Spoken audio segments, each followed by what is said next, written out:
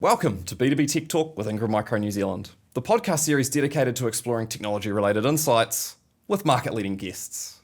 I'm your host, Jamie Hall, and today I'm here with David Piggott, Vice President and Managing Director ANZ at Jabra. In this episode, we dive into the vital yet variable world of hearing and experiences. We discuss how hearing is linked to dementia, why professional devices matter, and experiences beyond the ear. I hope you enjoyed the conversation. Don't forget to subscribe and share your thoughts.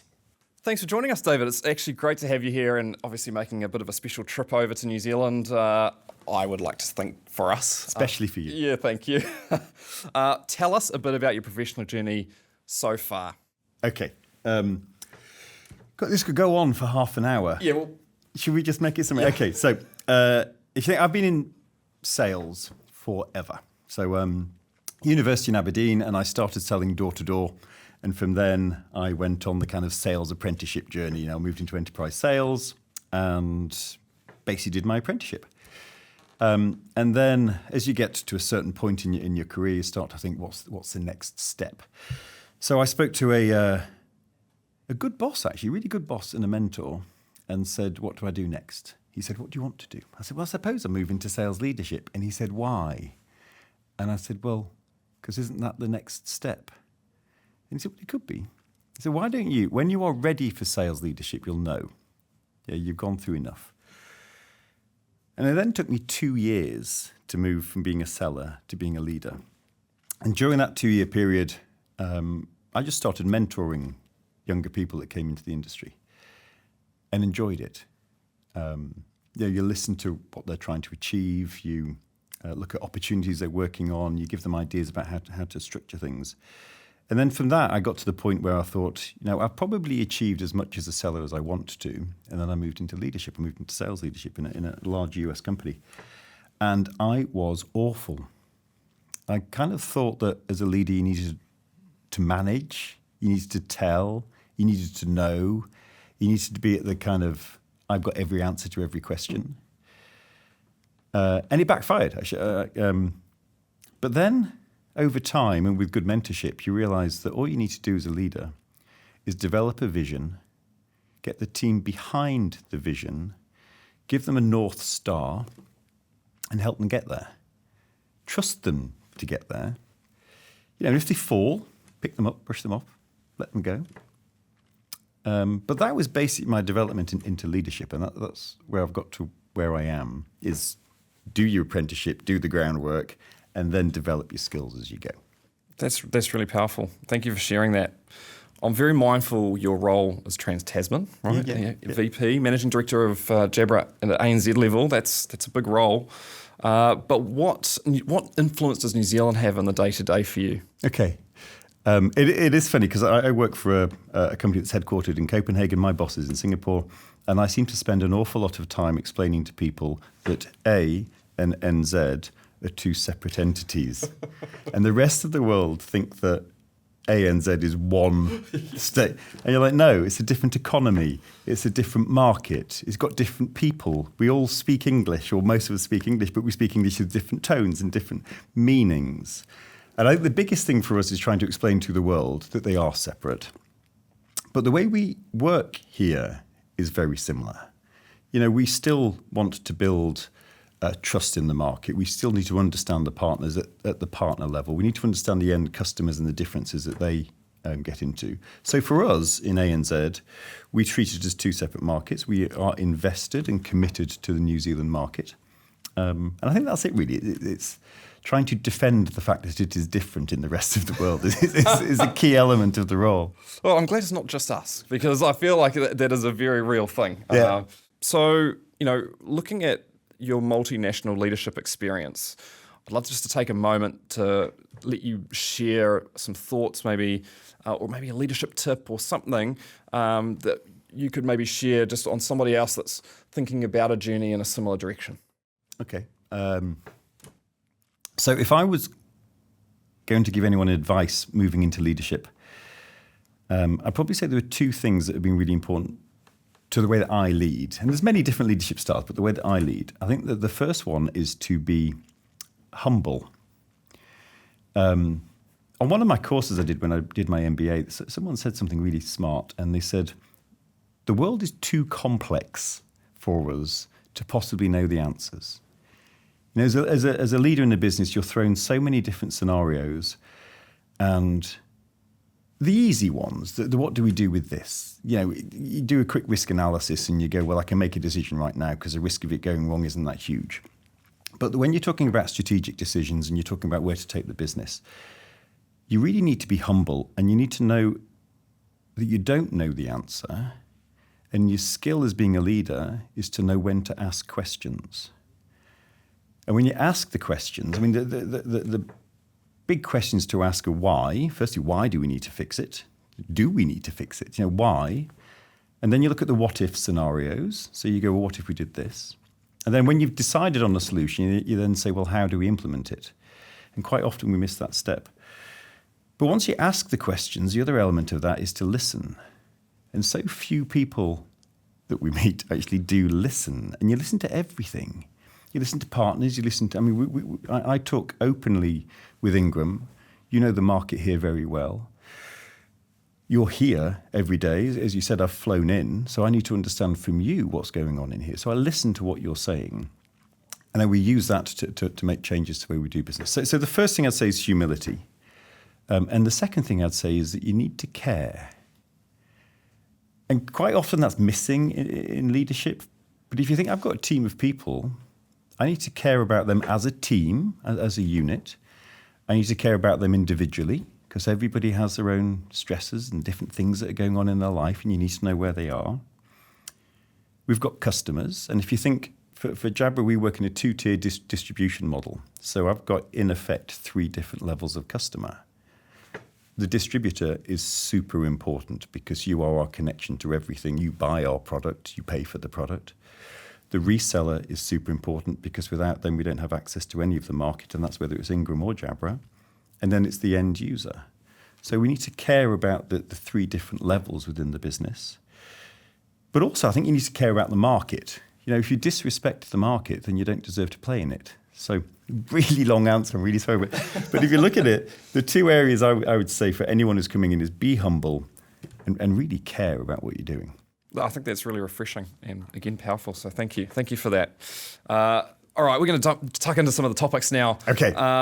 And I wanted to start with GN and Jabra. A lot of people may not even know the link between GN and Jabra. Yeah. Share a bit about that. Okay. If I point to that sign, yes, very few people notice that there is a GN written just above of Jabra. And they go, well, who's GN? Which is quite funny because we've been around for 153 years. So GN is a business in 1870s, 1860s. We built a telegraph cable from Shanghai all the way through Asia, through Tsarist Russia into Europe. And we ran a telegraph connection between Asia and Europe. We were the only company at the time, the first company to ever do this. And imagine the complexity of that as a project. Negotiating with all those countries and all the technology issues that you had. We were the first company in the world to lay an underwater cable connecting countries together. Wow. And so all of our being, we have been a technology company. And there's very few technology companies that can actually say that we've been around for 153 years. Yeah, Microsoft, Apple, 1970s, I think. Amazon, Google, 1990s, Facebook, 2000s. You know, most companies have been around for a very short period of time compared to us. And all of that time, our mission in life has been about bringing people closer. A couple of things that are quite... you remember the famous John Lennon white Rolls Royce who was driving around London in there was a GN car phone, so we built car phones. We just did everything. In 1948, we started making hearing aids. And in 1969, we made our very first professional headset to go into contact centres. So GN as a business has been across for a long time. Now, in GN, there are 3 divisions. There's GN Hearing, which represents about 40% of our revenue. There's GN Audio, which the brand name of GN Audio is Jabra. So everyone knows us as Jabra, but we're GN Audio. And we're 40% of the business. And then 20% of it come from our gaming division, which is SteelSeries. So we make the headsets, keyboards, and all the cool stuff. That's very cool, that That's stuff. the cool end of the Yeah. market. It really is the cool end. And that's it. But if you think the core of our business since 1948 has been about hearing. And one thing that's really weird is being able to tell people in the market that our unique selling point is that we understand ears and we understand sound, and everything else comes out of that. Interesting. That link took me a little while to learn myself, to be fair. So it's good to actually hear that. Now, that heritage and expertise must provide incredible insights, right? And that is really something that I think we're going to dig into a bit more today. But before we dig into that, I did want to touch on an example. I was actually sharing with my dad that we were going to have a conversation, and I'm talking about Jabra. Okay. And he has a hearing aid, and he ran inside and came back with the charging cradle for it. Yeah. Flip it over, and sure enough, GN is Yay. stamped on the charging. That's the same people. We're talking to them next week. Yeah. And so it was an interesting link, and again reminded me that Jabra and GN is really integrated into a lot of our world. Yeah. Do you mind if I ask, what prompted him to go and get his hearing tested? I don't know the full story because I didn't actually realise that he had any kind of hearing challenges at all. And so I think it was more of a proactive step just to make sure that he was staying ahead of any challenges, or maybe there was a slight challenge there, but it wasn't very obvious at all. Can I say kudos to him? No, seriously, because most people, if you look at people who have hearing difficulties, and if you think in the over 40s category, and I know I am, I'm not going to make a comment on you, but I'm certainly over 40, 20% of people over 40 in developed world have hearing issues. Very few of them go and get them looked after. And most people who do, it's when people around them have said, you obviously need to get this fixed. Right, yeah. Okay. And from the point that someone tells you you need hearing aids, it's generally about 7 years before you actually get it fixed. And there's a lot of stigma about it. I'm 53. When I was about 14, 15, I got my first pair of glasses. And I remember going into school and the embarrassment to put my glasses, you sit at the back of the class and you put your glasses on, I hope no one notices.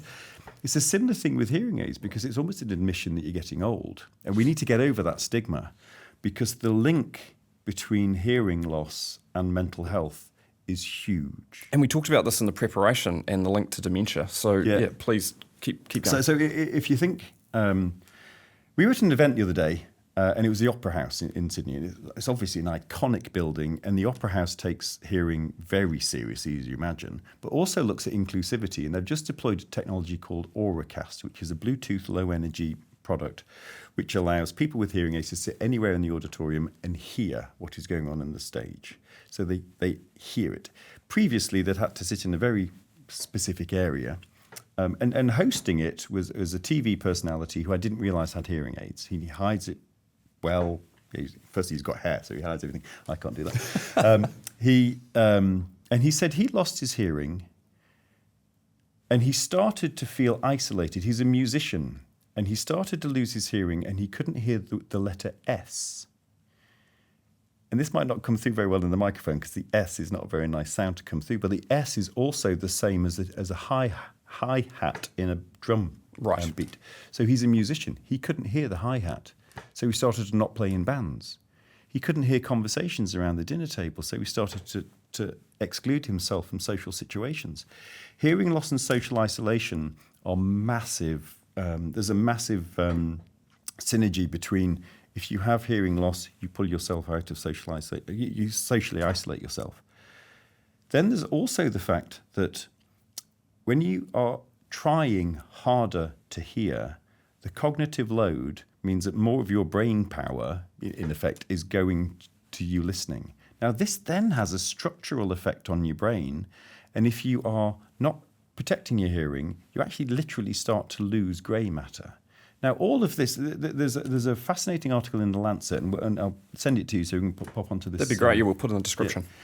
Yeah. It goes that hearing loss is the single largest modifiable risk factor to onset of dementia.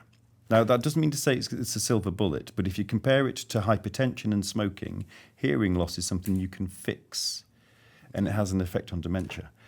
And if you think, one of the beautiful things about our business is 40% of our revenue comes from that side of the business. The knowledge that we have around hearing then transposes itself into what we do into the audio side, because we really care about protecting people's hearing, because we know the effect that if you don't protect people's hearing, what can possibly happen to them later in life. And so that's kind of, the important thing for us is protect it, which was quite ironic because I had this whole session with our hearing team, and then I went to see a band playing, and you're walking in there, and for 2.5 hours you've got this metal music going like that, and you're like, oh my God, that's not good, but great concert. But you've got to protect your hearing, and then you really have to treat it. So going back to your father, total kudos. If you didn't know he was having an issue and he treated it, he's relatively unique in the market. Oh, that's so good. I'll have to give him a nudge. Yeah, great. Now, again, in preparation, I saw that 9% of your revenue is reinvested back into R&D. Okay. So, feeding into what you were talking about before around the tremendous knowledge and experience that you have in that space, you're also reinvesting a lot into that R&D side. Yeah. Tell us a little bit about that and how that translates into business devices. Okay. So again, going back to this one GN. So GN is one company with 3 divisions in it. Overarching it is a single R&D facility. So that R&D facility sits across hearing, it sits across audio, which is Jabra, and it sits across the SteelSeries thing. Again, going back to the initial comment where one of our uniques is we know ears. We have something like 85,000 ears scanned in our databases.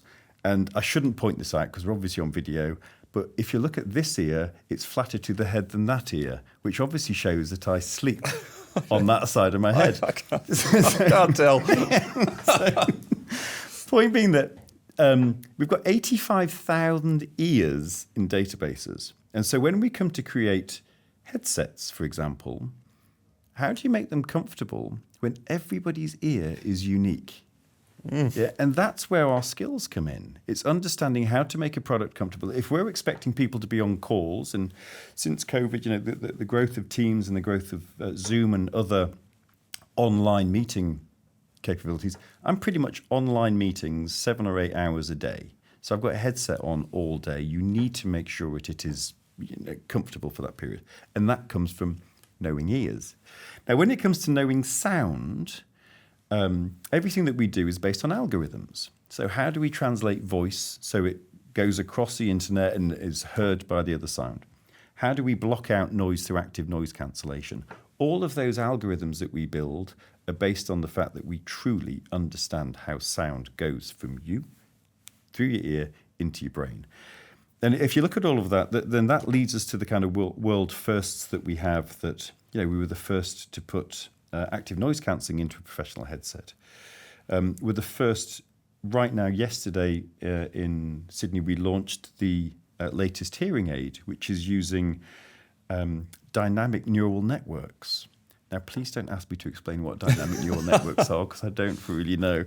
But they are. It's real deep learning. I mean, you've got to be a real boffin to understand how all of this works. But it takes deep learning from real life examples. So it's actively changing as you go through. And these deep dynamic neural networks are now coming through into the way that we're developing our next range of headsets and video equipment. So going back to the R&D is really exciting, and it leads our business. And if you look at our taglines, one of them is that we are engineered for sound and engineered for everything. So, to your point, incredible. All right, so you don't have to scroll very far on LinkedIn to see a whole bunch of activity going on at the moment. We're seeing a post about why professional devices matter. Yep. And there was even ones I saw just the other day on mental health. There was also some on well-being. Run through a little bit more of the link to professional devices in that area. Okay.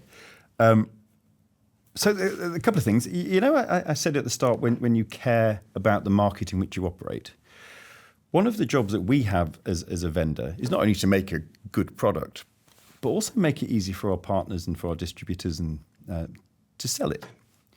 So what we're attempting to do right now is grow the market. And grow the market for Ingram, grow the market for Ingram's partners, and grow the market entirely.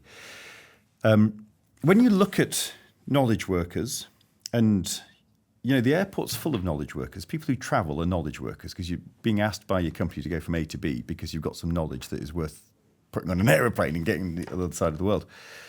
There's about 550 million knowledge workers across the planet, according to Microsoft and some other data points.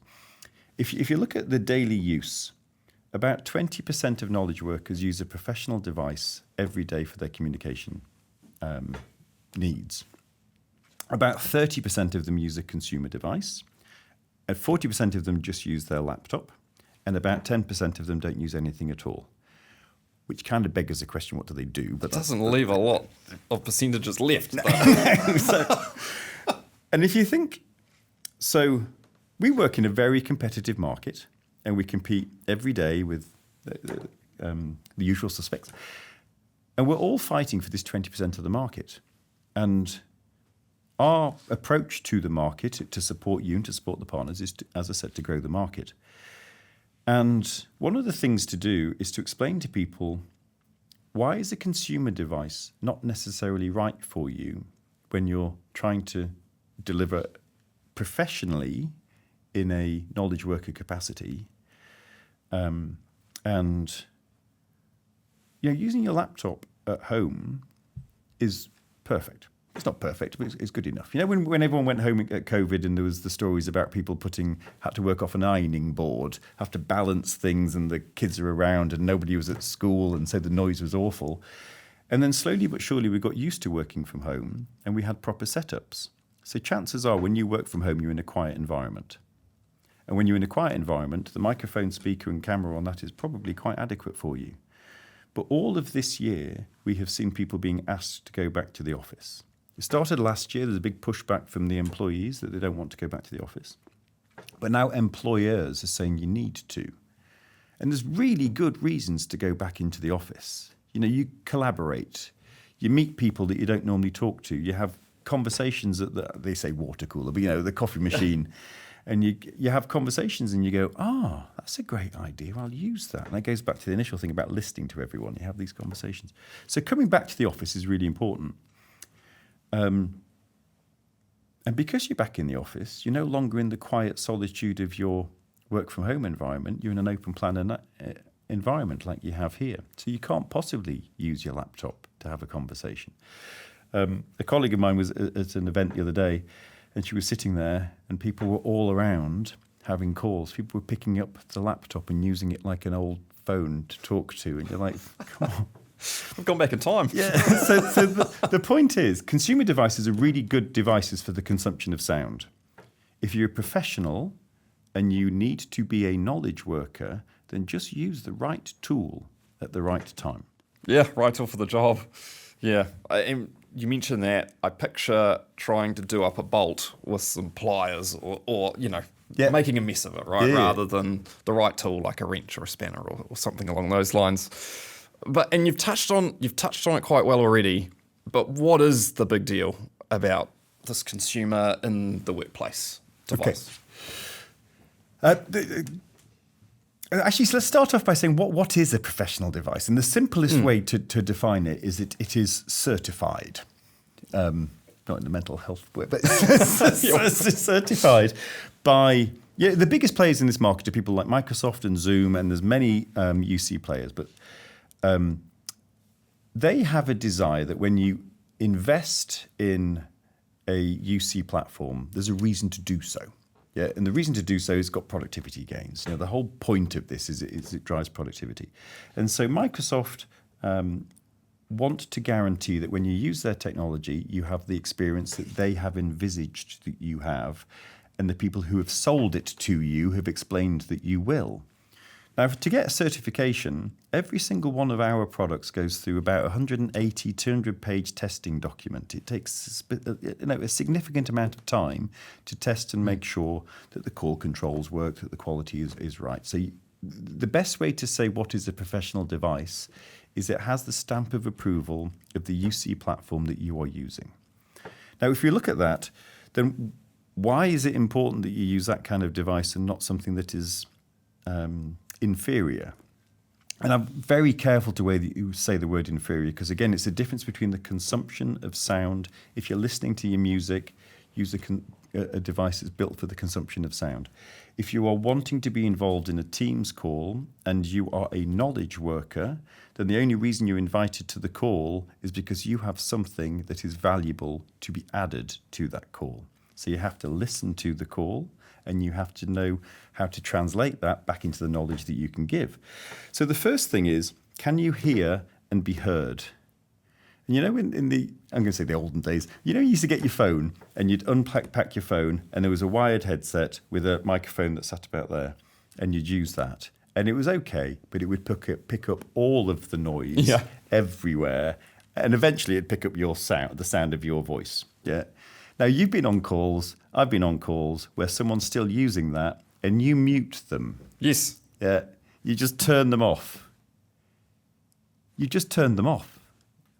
What value are they adding to the call if they cannot be heard?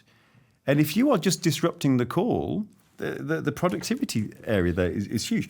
One of the keynote speakers we had at our sales kickoff, I was just briefing them on how I wanted his message to align to the vision that we have for our business. And he was walking along he was actually at DY on the Northern Beaches, and he was talking to me. And he asked me a question, and I started to answer the question. And as you can tell, I can talk. So he asked me a question, and I started to answer. And then he stopped me mid-thought, and I said, "Sorry, what was that?" He said, "No, I didn't say anything." I said, "Oh, no, you did." And it wasn't. It was because he was using a wired headset with the microphone here. Someone had walked by and said something, and I heard that person so perfectly, it stopped me mid-thought. It then took us about 5 minutes to get back on the track. so that's one thing. Going back to the concept we had about protecting your hearing, it is our duty of care as employers to ensure that we look after the hearing of our employees. And if we are asking them to be on a device for 8 hours a day, you must ensure that you're looking after their hearing. If you go back to our R&D, we've built a product called IntelliTone, which is on every single one of is on most of our professional devices, that protects the hearing of your employees while they're on calls. You just don't get that in a consumer device. And then there's things like, managing the experience. So you cannot fleet manage consumer devices. You go into the retail store and you buy a device and you plug it in. One of our major service providers operates a support desk, and they roll out Teams to their end customers, and then they get calls coming into their support desk, and 30% of the calls coming through about voice quality, not network quality, about voice quality.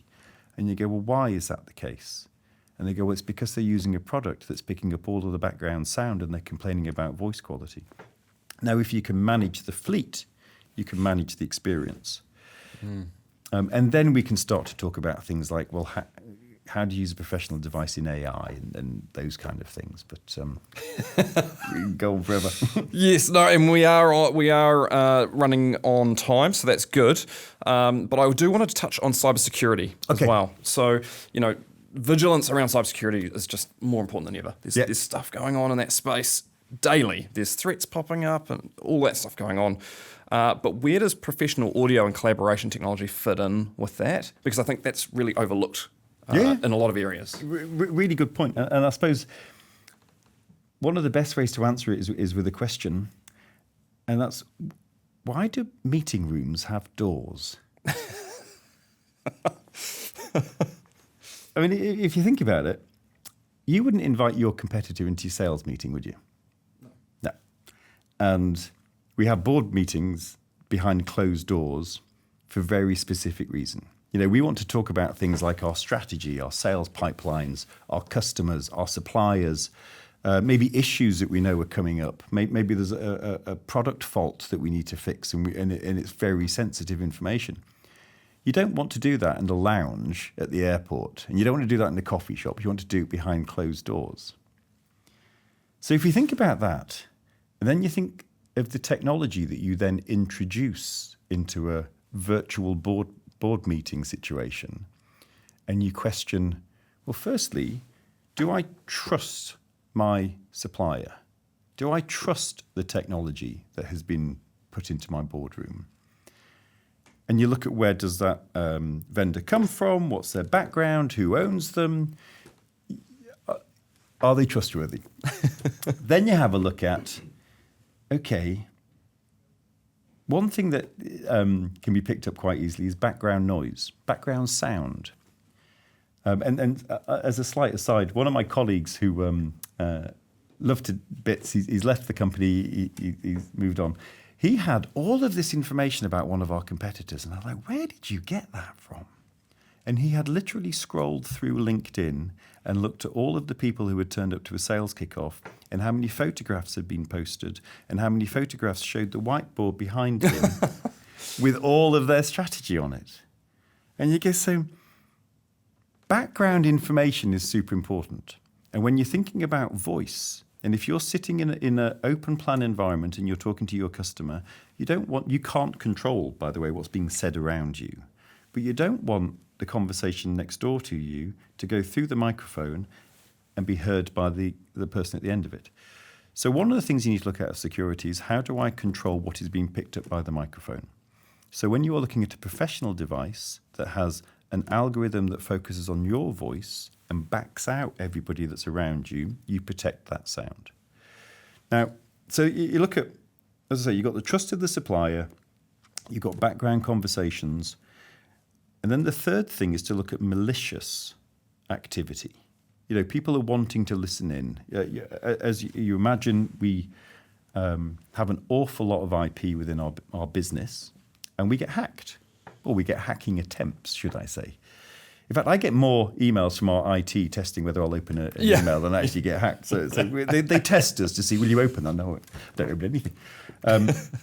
So we worked with the Australian Signals Directorate, who are effectively the kind of the spy agency, the head of security for the Australian government. And we said they wanted to test our technology, because they've got people working in their office. They understand the importance of mobility. You know, you don't want to be sitting at the office for 8 hours a day. You have to look at mobility. And they wanted to test, can they deliver mobility into their business and still have security of voice? And the ASD, we gave our product, a decked product, which is much more secure than a Bluetooth, and we can do that as a separate session if you wanted to. In fact, we can put some stuff into your Yes, let's add it to the description. Why it's important. But the difference between Bluetooth and decked is built around security. And we have a product which we gave to the ASD for 14 months, and they tried every which way to hack it and break it, and they couldn't. And they looked at three things. One is connecting the base to the headset and making sure that signaling is secure. When you're actually on a call, how secure that is. And when you're updating the software, how secure that is. And they said we're actually at a security conference on Monday, so it'd be quite interesting to see how this goes down. But they basically said it's unhackable.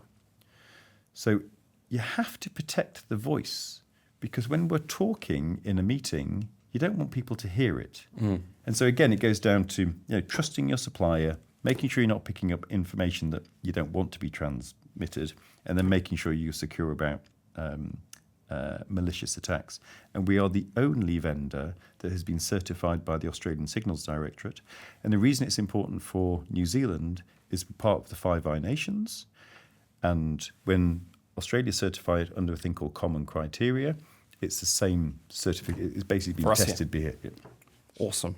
Now, we haven't talked much about video. I do want to quickly touch on that. Okay. Talk us through Jabra's collaboration and video strategy. Okay, so we bought a company. We actually worked with Microsoft to say we want to get into video, and they recommended this company called Altia Systems. And we bought Altia Systems in 2019, and they have this super cool product, which is called Panicast. And so when we bought them, we had this one little product. And since then, we have looked at where the market is going. And the Panicast had this beautiful capability of meshing 3 cameras to pick up 180 degrees of a meeting room. And if you look in the New Zealand market, we had this conversation years ago about how the New Zealand market, you've got a relatively small number of very large organisations, but really the economy here is kept alive by a massive amount of small, medium businesses. And even when you look at global accounts, their presence here is relatively small compared to, if you're in New York. And so the growth market for video in New Zealand is generally in the small to medium-sized meeting rooms. And as people are going back to the office, no one goes back to the office really 5 days a week. They're going 2 or 3 days a week. And so you're always going to have a meeting situation where there's some people in the office and there's some people at home. So we've built a portfolio that focuses on the small to medium-sized meeting rooms. And when you're looking at that, you look at how do we maximize the capacity, maximize the use of that meeting room through capturing the whole room, through making sure that everybody is picked up, everything is heard, and then you look at when you look at the providers of video, they want to go in, deploy a solution, and get out as quickly as possible, making sure it works. And so we've just launched a product called the Panicast 40, and outside of all of its technical capabilities, it's got this wonderful idea that you can set the product up without taking it out of its box. Yeah. So you can just undo the back of the box, plug everything in, set it up, close the back of the box, send it out to site without taking it out of the box. And so you just think about the savings that people can have. And it's just simple things like that that come from, again, going out to the market and listening to them.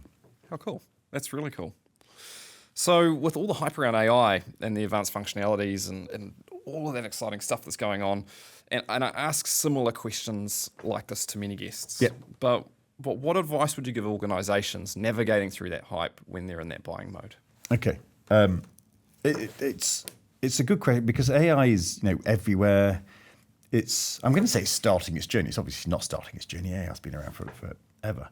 But I think the important thing is to get the right advice. And so what we spend a lot of time doing is working with Ingram to make sure that Ingram have all of the available information so that they're skilled. We go out to the channel community to make sure that they understand what's going on. And looking at what is the right product for the situation that you're working in. When it comes to things like Copilot or other AI tools that are being used, one of the biggest use cases that is successful in the market right now is around transcription. And so transcription of a meeting room, the idea is you don't have to sit there with your pen and paper. You don't have to bring someone in who's specifically going to be minuting the meeting. You have, in effect, a transcription tool, which is your old school secretary or executive assistant or however you want to describe it. And the importance there is that it picks up exactly what is being said. So this again goes back down to the importance of clarity of video, clarity of microphones, and the ability to pick stuff up. Because imagine if you sat there and your secretary couldn't hear and couldn't see. They're not going to transcribe particularly well. We had a funny situation down in one of our customers. They were telling us that they'd used a transcription service. And across both Australia and New Zealand, the phrase mate is really innocuous. It's used in all situations. How you doing, mate? Yeah. And this person called someone mate, and it was transcribed as babe. That's awkward. So it goes from being a general hello to now being an HR issue because the transcription of it was incorrect. So again, making sure that you have the right technology for what you're trying to achieve and talking to the right people to get the right advice, I think is probably best advice I can give. Right. Now, we are running out of time. Okay. I will ask you one final question. Okay.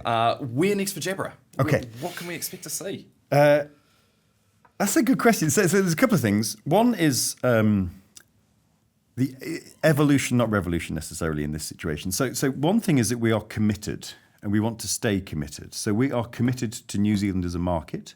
We're committed to our go-to-market model, which is a 2-tier distribution model. So we work very closely with you at Ingram, and through Ingram we work through our partner community. We're committed to that. We're invested in it. We're also committed to our vision of bringing people closer. So everything we do is about doing that, and about making work-life better. So that stays the same. That remains constant. What we are looking at, though, is how we increasingly share technology across the GN businesses. And so I mentioned dynamic neural networks previously. this evolving deep learning capability, which builds a highly adaptive environment for sound, we will start to see that come through into our next generation products.